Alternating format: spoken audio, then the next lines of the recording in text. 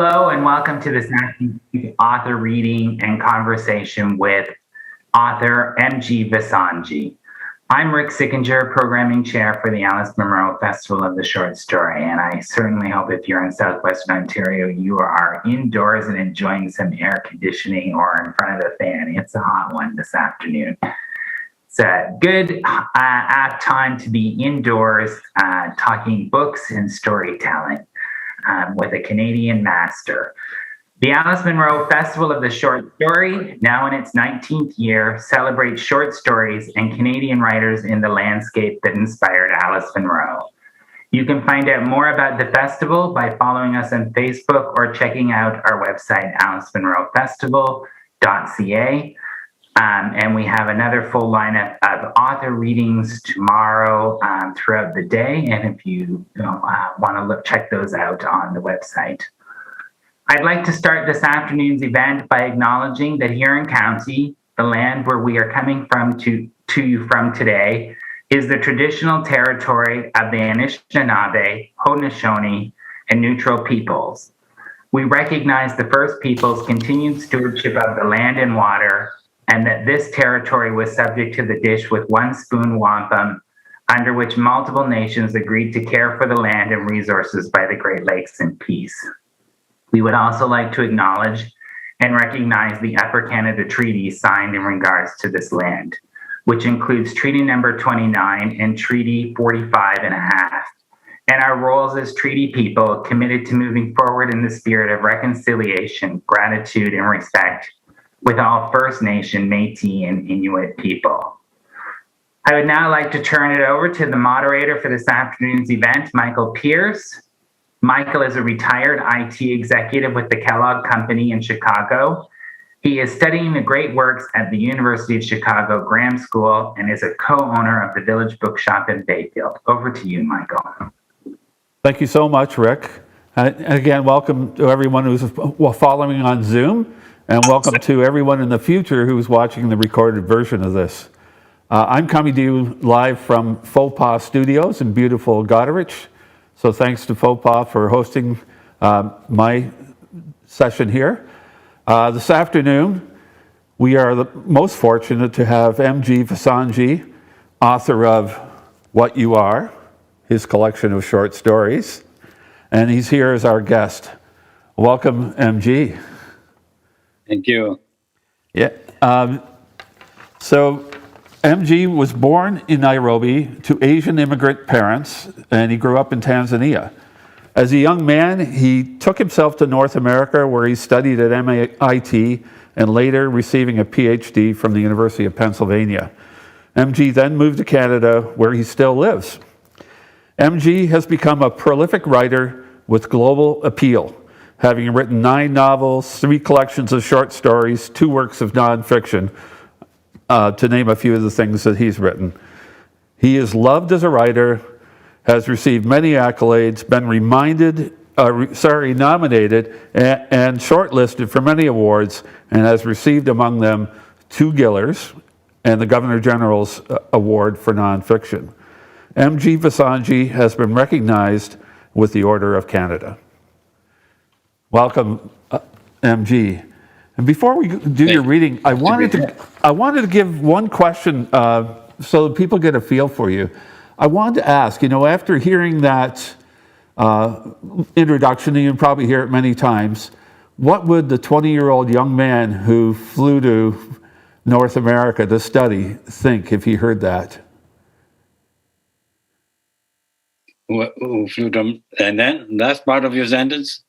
Yeah, what would the young man think of that introduction we just read of you?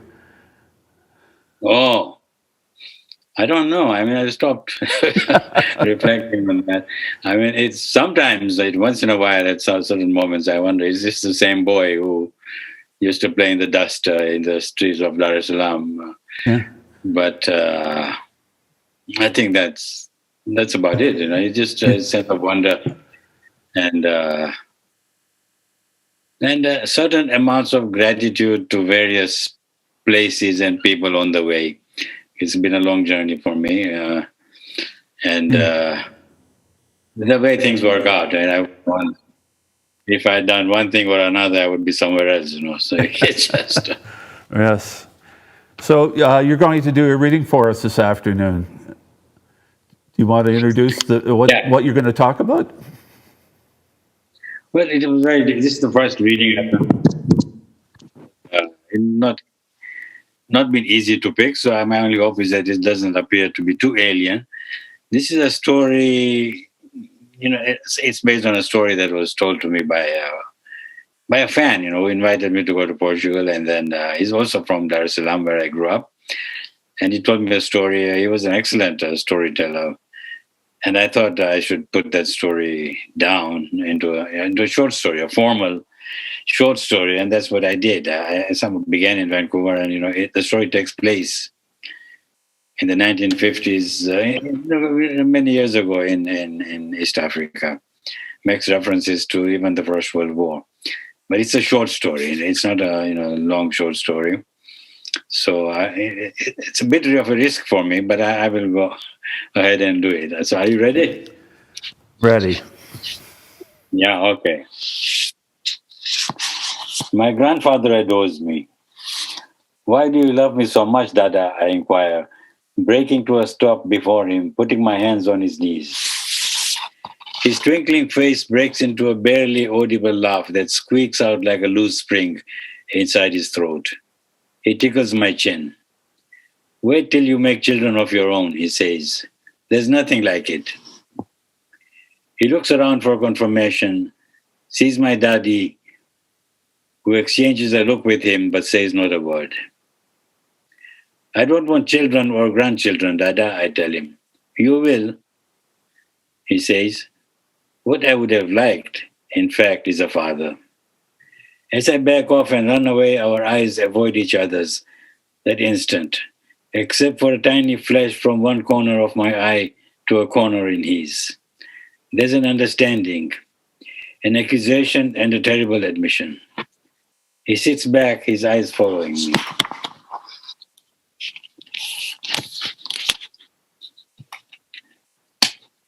That large oval head, those few white wisps of hair like a feathery tentative halo on its gleaming top. His beautiful face, that's how it's always been for me, aging minutely, always smooth, just a little older with the years.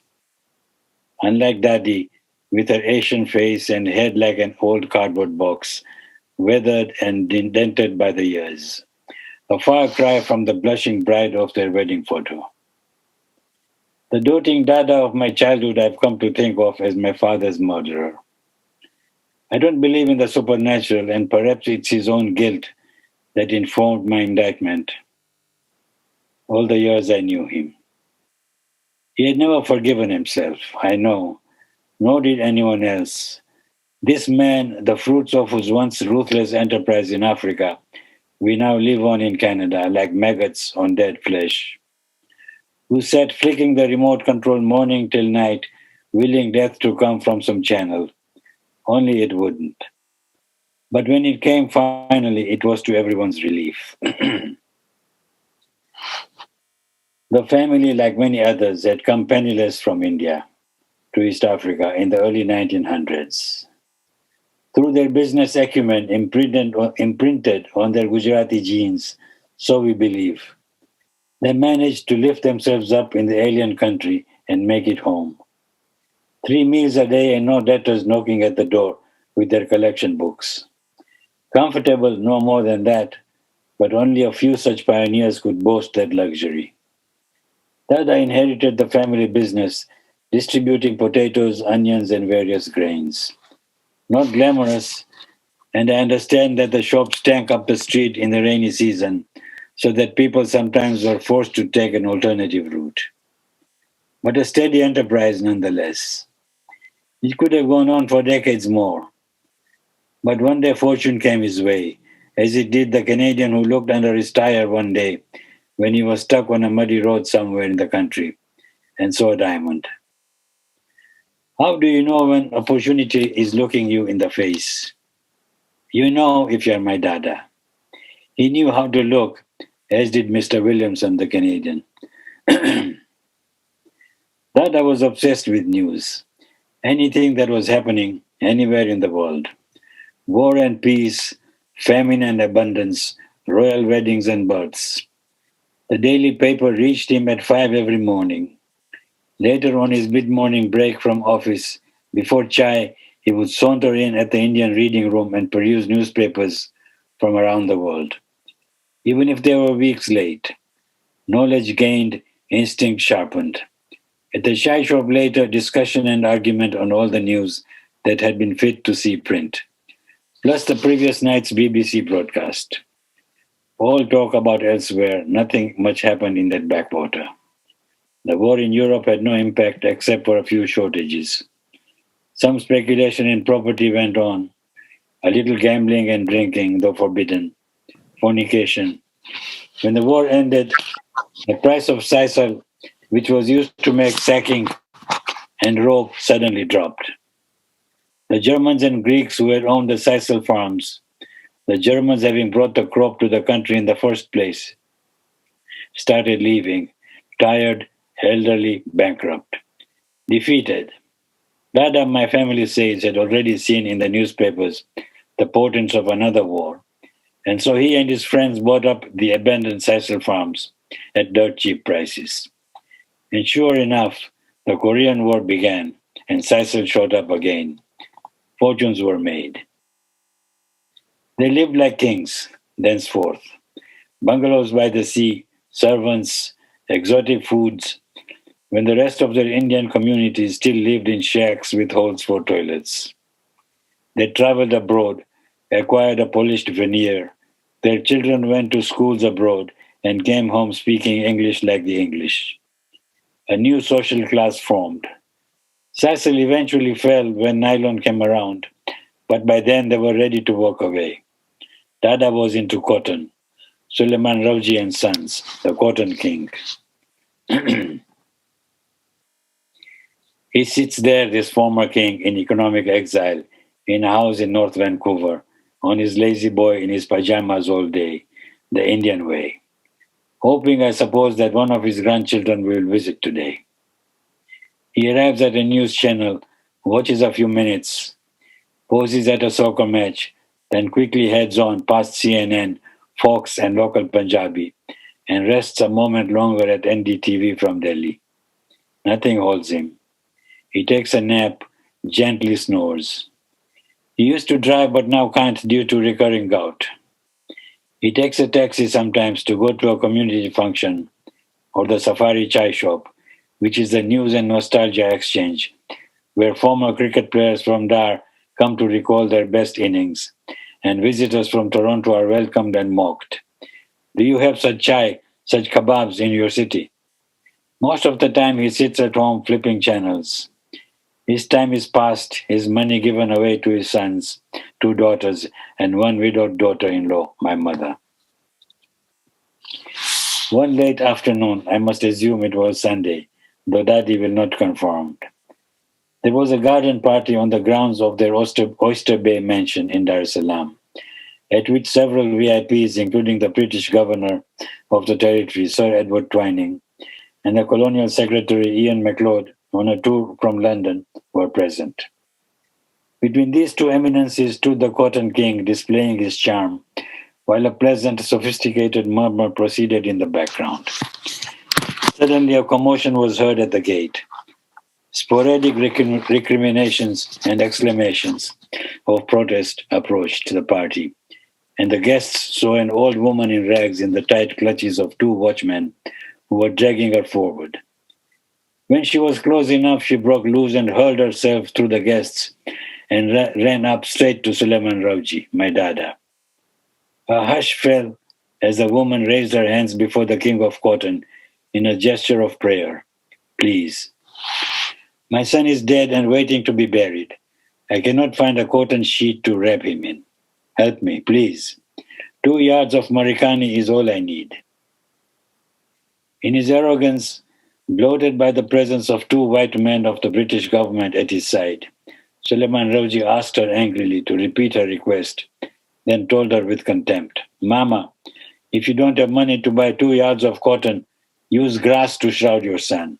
How dare you disturb me here in my home? Go away. Her arms dropped to her side. Her little eyes were moist. The chocolate skin on her face so wrinkled it fell in folds. Her bare feet were covered in dust. Humiliated by fate and now this Indian. At another time he might have relented. He was known to soften. But this time, to show his pride, demonstrate to all those present what stern stuff the cotton king Suleiman Rouji was made of. Wealth didn't come to you just like that. The watchman pulled the supplicant away, but not before she turned and exclaimed, Suleiman, I curse you. I curse you. Today you deny me 2 yards of cotton to bury my son. You, Suleiman, I tell you, you will not even see your son's burial.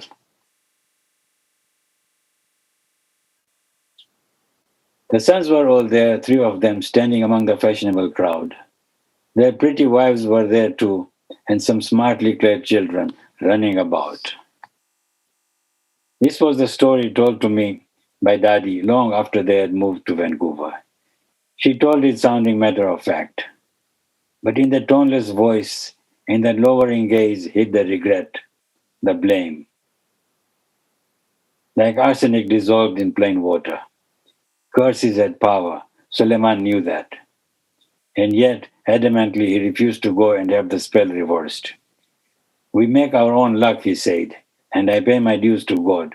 Who else has the power to change my luck? An old beggar? If she had power, why was she in rags, a stinking destitute? Belgian Congo, next door across Lake Tanganyika, was one of the first African countries to become independent. Patrice Lumumba was the first prime minister. I studied that in a college course. Following his death or assassination, as many believe, war raged in that country that doesn't seem to have abated to this day. For the businessmen, this was opportunity. Supplies were scarce. Soap, sugar, flour, and oil, canned food and spices. Profits were high and the armies had money. You remained safe because you brought in the essentials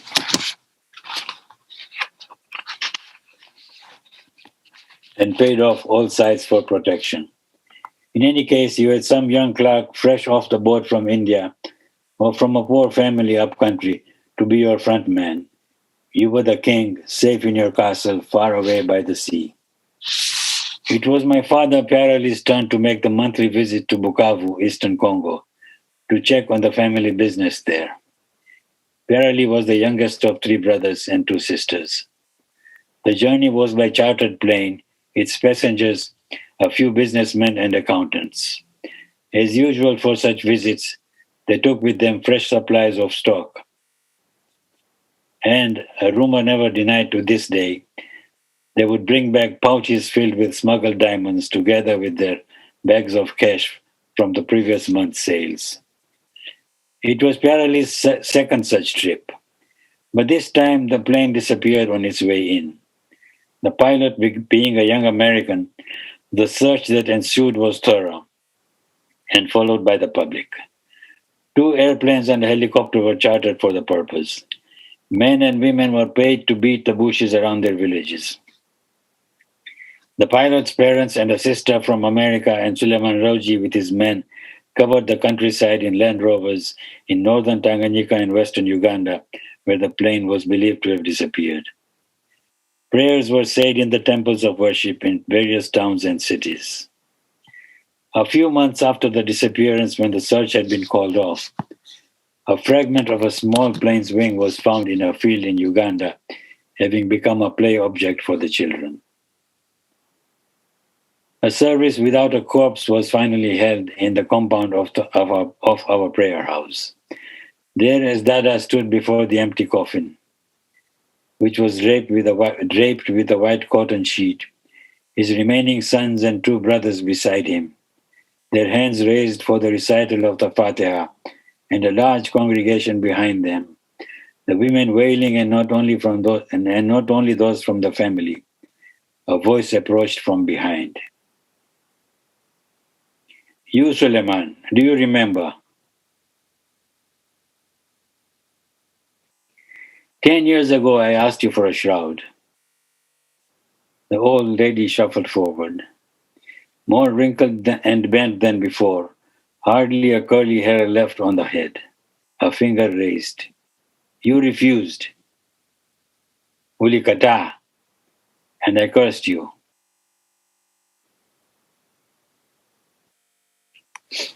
Your son will not even have a burial, I told you. She came forward and Suleiman Ravji made room for her in the front row.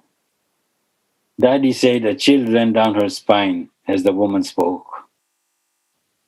She let out a scream and wailed uncontrollably. And I suppose she's still crying inside. Remember, we don't talk about it. Nothing happened except Pyarali died. Pyarali, my father, died in a plane crash, tragically when his wife, my mother, was pregnant with the youngest. That's me. It was only this one time, when Daddy and I were alone, that she told me the story. Just for the record, and to teach me a lesson. Even kings fall. Thank you so much, MG. So for everyone, that was the King of Cotton, where the King of Cotton, Suleiman Ravji, was taken down by a beggar woman who was denied 2 yards of cotton to bury her son. So it almost reads like a Greek tragedy with that choice that was made way back when and the pride and the arrogance. Very interesting. I wanted to ask you, MG, before you were a writer, were you a natural storyteller? Is there an oral tradition in your family? And did you tell stories as a family? Yeah, well, I didn't, but I was a kid. But my mother told stories. No, but she told stories from her family. Her marriage, in her and how she grew up, and her elder brother, and the fights they had. But she always told stories. And then I have a sister who, in fact, lives in Toronto, who told her stories that she learned from school. Any books that she studied. Ivanhoe, or Oliver Twist, and she would just hold everyone spellbound by telling those stories. And I suppose we also have a tradition of preachers, and they preached by telling stories. Oh. So I can only attribute it to that. And of course, I love to read since I was a little boy. And then going to the library was my favorite pastime. So I guess there's that. Yeah. Well, just along that theme, maybe we could understand a little bit the evolution of a novel or a short story for MG Vassanji. So for some of your stories, there's obviously more that remains to be told. You leave us to imagine what happened or what is going to happen. And so, for example, when I read End of the World, I really wanted more. So I wanted the next chapter and the next chapter. Are there any plans to construct a whole novel based on some of the short stories in this collection? Well, one of the stories, My Brilliant Daughter, is a kind of looking at a family, I think 20, 25 years down the road from, when they appear in my first novel, No New Land. And I thought I would, and I began a novel with that as the first chapter, but it's not ready, and it's not a conventional novel. It is many voices and so on. But other than that, by the time I finish this, I'm already into another novel, and there's no time to do too much planning. Right. That's interesting. So you brought up time and the 15 years that passed in My Brilliant Daughter. So I noticed time. You use time quite a bit in some of these stories, where you'll have a whole lifetime pass for people and how they, and you explore how they evolve, like love and passion fade, or it remains constant. But can you just expand a little bit on how you use time in your storytelling a little bit? It's not conscious, but from our background, people who've traveled, who come from a place that still lives within them, but they've lost. Yeah. And of course, growing older also means losing a part of your life. That sense of time just never goes away. I mean, it's, and we observe what we were and what we are now, and it's just how I look at the world. I can't. Nothing is conscious, but time is very important because I think partly because of our journeys, from place to place and leaving things behind. And when you leave things behind, you want to revisit them because they were half finished, half understood, and therefore you go back and forth. And meanwhile, you grow older as you go back and forth. Yeah, interesting. I'm going to apologize right now for my pronunciation, but so speaking of your past, I see Dar es Salaam is a recurring character in your story, the city in Tanzania. So you've piqued the interest of East Africa and in Dar es Salaam with many of us in Huron County. How do your readers here in Huron learn more about this place, and how do we explore more? About Dar es Salaam? Yeah. Well, I just go on the internet, Yeah. And maybe join a chat group, or because some of the people, as I said, you go back and forth, and I noticed that some of the chat groups, in fact, that my wife belongs to, I don't. They always go back and forth. Sometimes, giving news in Swahili or whatever. So it's very much present, especially during these times of the pandemic, when people somehow have a great sense of loss and mortality, that people start thinking about, where we came from and who we are and so on. A very profound experience for many people, even though they are not conscious of it. But, when I watch occasionally what they are sending on WhatsApp or whatever, Facebook, you realize that in some part of them never left, Right. I wanted to talk just a little. You explore race and culture a little bit in your stories in this book. So, in the end of the world, there's an undertone of worry about the Muslim son becoming radicalized. That's the feeling I got. Do you see any similarities with Black American parents who have what's called the talk with their children, worried about losing them to the police and that angst? Well, after 9/11, although those who came from East Africa, they're completely, in a very different culture, very different beliefs from, the people who, what you might call the fundamentalists or the extremists. So it doesn't apply to us at all. In spite of that, there's always a fear. You hear all these stories of people taken away and tortures and young people, if you have, especially those parents who have sons, irrational fears, which I tried to explore in the story that I wrote, The End of the World. Although my background is not in Pakistan or whatever, but this story just came to me. The fear, the caution, at that time especially, that the kids will do something stupid, or they will be trapped into doing something stupid. And, and at that time, fortunately passed, that, in fact, sometimes you give thanks to the sort of local American extremists whom we could predict, Sooner or later it would come home. And it came home, in the US, while they were hunting all the rest of the world for terrorists, they were breeding their own. And anyone who sort of followed history knows that, if you send armies all over the world, the soldiers come back, and then what? So some of us could predict that this will happen, and it happened. And for us, that time, that fear is gone, I think. Okay. But it was very different in people like me, educated, not believing, not having a faith, having been brought up in a syncretistic tradition. But just the way the world was, just one label, whether it applied or not, was stuck to you.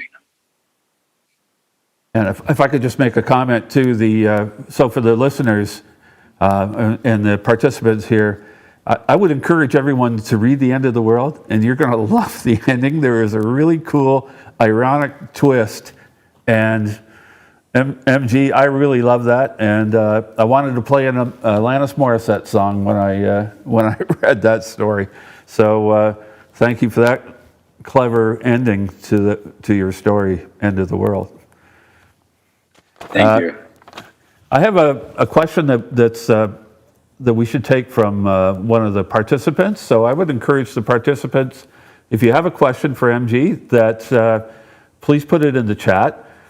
We have one from Cam here. He says, as a person of color that was relatively rare in North America when you started your literary career, how do you feel now that BIPOC, BIPOC authors are promoted in a way that is unprecedented? Thank you. So do you feel like you're getting proper promotion or special promotion as a person of color? But I'm not sure. I never, we came here believing in a world where we all were together, where there were differences. The differences were part of what we were. Yeah. And from a society where you had Hindus and Muslims and different sects of Muslims and different sects of Hindus, and then you had the Africans had their own. There were Sufis and so on. But it was never there were no borders, no walls around us. And I fear that what's happening now is, the creation of walls. Of course, we needed representation here, someone to look at what we wrote. It was difficult. It was beginning to happen, but initially, it was not happening because a lot of it is not due to malice as much as ignorance and stupidity. That people, just didn't take a moment to learn about the other person. And in that case, in that sense, they were stupid. Then you say, "Oh, but I don't understand this." Well, you don't understand it because you are not exposed. But now, of course, there is a big movement. So I never thought of myself as a person of color. And so, who are the whites? Colorless? If there's a context for describing people, Black, Asian, mixed, so you do it. To apply for a grant or to make a statement on representation that people of non-white backgrounds are not represented. But the danger is to put permanent labels on people, which I think then stick. There's, of course, an advantage to having a label because you have the world open up for you, but for how long? And I asked myself, yesterday, then nobody would look in our direction. Now suddenly they are clamoring for poets of BIPOC. It sounds like a disease. Are they suddenly become good people? What happened to them?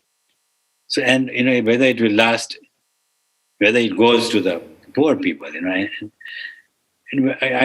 been an activist, a literary activist. We started a literary magazine, and that grew into a small publishing company. So I've been doing that, writing grants and complaining about the mainstream and so on. But I think the danger is that put walls and being patronized. So one publisher says, "Oh, writers of color, please send us your poems." I said, what is this? You take a good poem, but you try to understand it.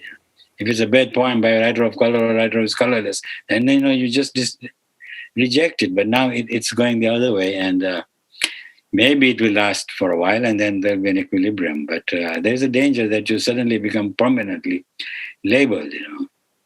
And I didn't come to this part of the world, seeing, discovering the whole world suddenly to be put into a hole, with a label on it. So that's my take, and it may not be very fashionable. But as I said, on my positive side, I have been a literary activist since 1981 when we started a literary magazine, specifically to promote writers who came from non-Western traditions. Okay. What was that magazine, just so we know, that you started? It was called the Toronto South Asian Review.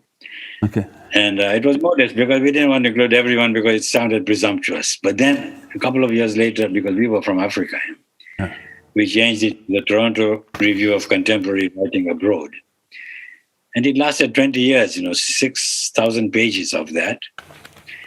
And meanwhile, we had started a literary magazine, which is now called Mawenzi House Publishers. Mawenzi is the second peak of Kilimanjaro. So we've stayed close to where we come from in spirit. But we publish writers from India, South Asia, East Asia, the Caribbean, Africa. We get lots of African writers now. And some of them, born here, some of them born abroad. But we've been doing that, my wife and I. Initially, there were 4 or 5 of us. Now there are 2 of us with assistants. So you're giving back. So you have become successful as a writer, and you're giving back and bringing other writers along. That's very nice to hear. Okay, so there was you explored race a little bit in there was one of your stories about a black Peace Corps guy. It's a love story. Falls in love with a woman in Tanzania, and they end up and you juxtapose it against another story that's not a love story. It's kind of like a lust versus love kind of juxtaposition, and that was very lovely. I think you do an interesting job of exploring differences between people, but more so their commonality. So you've been very successful, and you take these things on, but what do you think is the reason that you have been so successful? Is it because you talk about issues like this? Is it because you have universal themes? Can you give us a little thought on that? Well, I think a lot. You work hard, you write, but I think initially, I knew when I wrote I was going to do this because I had come from a place which I thought I would never get back. And I wanted to recreate it. So I wrote my first collection of stories. So I would have gone on doing this, I think. And I think I never, success came almost accidentally. Publishers in Canada were not quite receptive to works from set in other places. And it didn't matter to me. As I say, when my first collection was done and my novel was done, I sent it to England to a publisher called the African Writers Series, which was a kind of imprint of Heinemann.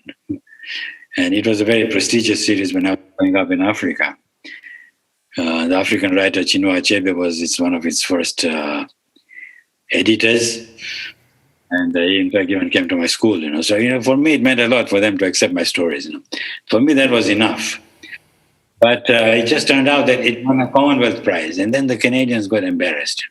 People started asking questions. These guys to go all the way there to publish and get a prize. And they stayed, and they were opening up. But for me, it opened up then. And meanwhile, I'd written my first novel, which in fact was my second novel, but it was published first in Canada.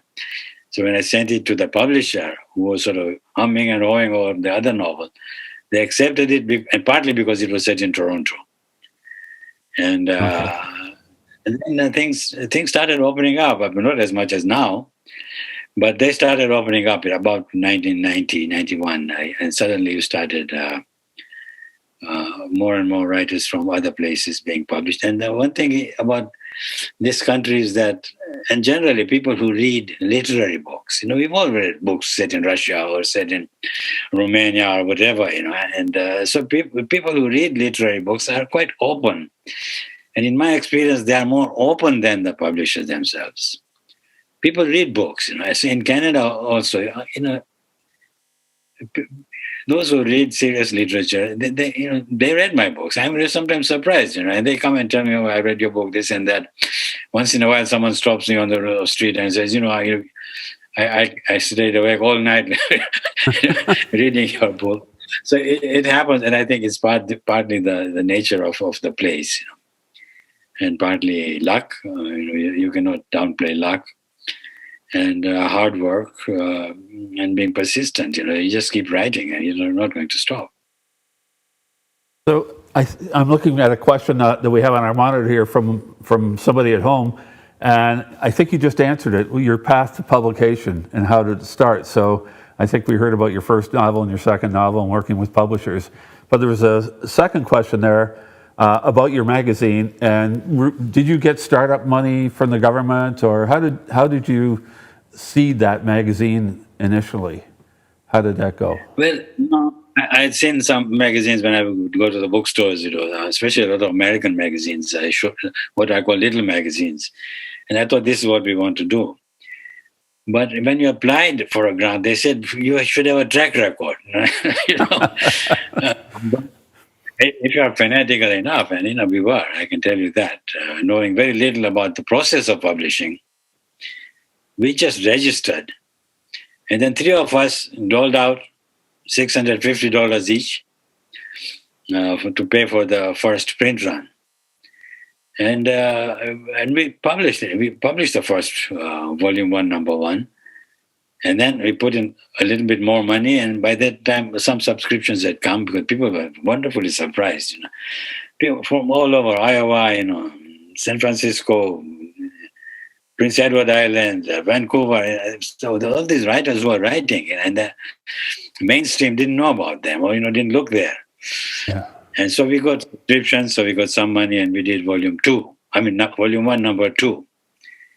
Volume 1, number 3, then we somehow used influence and friendship and so on to get not a literary grant, but a kind of cultural grant. So that was that. And after 3 issues, we then applied to the Ontario Arts Council, the Canada Council. And to be honest, they were pleasantly surprised and very happy to support us. Minimally, but then it was minimally for everybody. And then we kept going. It's just something that we wished, in fact, to be honest, we hadn't started it because it takes over your life. Right. And it took over our life, not just our time, our personal life and so on that we've given to it. But once you start, it has a momentum. People depend on it and you keep going. And that's what we did. But it came from us. We didn't wait to be told, "Oh, here's the money, go and do it." That's not how I was brought up. We just did it. Okay, good. Well, that's a good story too. I have a question too from Yvonne on the screen here. She wants to know how will a pandemic affect the way you write your next book? And it's such a different world that we live in. So, what's the impact of the pandemic on your writing then? Well, I had already finished a novel, my next novel, by the time the pandemic struck. And of course, maybe at a subconscious level, it comes. I started another book where it's not a pandemic, but something looking at forms of life and so on. Maybe that was affected by it. But to take something immediate and start writing about it, I can't do it. And there's a danger to it. It's too fresh. It has to be digested. It has to be somehow become internalized before you can produce it, anything creative out of it. And I don't think I've internalized enough, but if sooner or later, if I'm around, it will come out because what's inside me has to come out. But I don't struggle to say, now it's pandemic time, let me do it. Or now it's time for resurgence of whatever, and you do it. I just can't do it. And that puts me at a little bit of a disadvantage. My advantage is that I have a track record and I keep going. But if I was starting out, I would be under all kinds of pressure. Should I do this? Should I do that? Should I have a pandemic? Should I have a famine? Should I have, sun coming down? Whatever. But I don't have to do that. Okay, I have a selfish question here because I'm from a science background. Now, according to your biography, you studied to be a nuclear physicist, but now later you've developed your artistic side, which is demonstrated by all your writing. Clearly, both sides of your brain are well developed. Do you do anything to nurture and sustain your scientific side of you? Well, I do it from a distance. I get from MIT a magazine called Tech Review, and I look at it. I get very nostalgic, to be honest. But I get nostalgic for the time when I was young and when everyone at that institute was out there to change the world, and that excitement, of course, you miss. But everyone graduates, and then, of course, becomes everything is all mundane. You're not going to change the world except for 1 or 2 people. But for the first time, I know there's some science metaphors or whatever slip in my writing, but for the first time in my next novel that I sort of wrote and will rewrite, I actually took on physics. I decided I would write about a physicist. So that's what I've done. I don't know how successful that will be, but it was a part of my life unexplored. And I went ahead and did it. Not easy, because, how to, because physicists are not very exciting people, They do their work and go home. The Manhattan Project is over. But so the ones I've met, really very boring and very, kind of very literal, nitpicking people. But I just went ahead and made an interesting physicist and see what happens. Oh yeah, sounds interesting. I'll buy it. I have another question from the audience at home. Jane would like you to describe your typical writing day. Can you give us an overview of how that works? But it has obviously altered over the years. When I was finishing my first novel, which was my big novel, I had sent my short stories to Heinemann in UK, and they said, we would like to see the novel first. This is a trick that writers have to play. You tell the publisher, but I have another book too. So I started a novel, but then I gave them the stories which they thought were relevant and they would publish, but they wanted to see the novel. So I rushed that into to finish it. And at that time, my son was 6 months old, the older son, in whose room I'm sitting now. And so I would, give him his last bottle at 12 o'clock and then start at midnight. And then start writing that. So that was my routine, and it was easy because as a scientist, you work at night, isolation and so on. Later on, I would still work at night, starting at maybe 10 o'clock and going up to 2 or 3. That was later on as the kids were growing up. And now that the kids are not here, and I also developed, because of I travel and I get a jet lag and wake up early in the morning, I developed the habit of waking up early and walking, taking a long walk in the morning. So then I start writing at 7 in the morning, for an hour or two, and then do other things, So that's the routine. Well, that's going to help all us would-be writers out here to know that you have to have that discipline and find your schedule like that. I think we're at time here. Before we go, I want to thank our sponsors that are the County of Huron, the Township of North Huron, and the Ontario Arts Council, Dr. Marie Gear, Royal Homes, and Capital Power. Other sponsors include State and Home Hardware and Micro-Age Basics. Anyway, I would encourage everyone to rush out and get yourself a copy of What You Are by M.G. Vassanji, and those books are available at the Village Bush Shop in Bayfield. M.G. Vassanji, I want to thank you so much for taking time to share all your thoughts with the audience today. And thank you all of you who are at home and in the future on the Facebook recording. Hope you've enjoyed yourselves. Thank you. Yeah, thank you.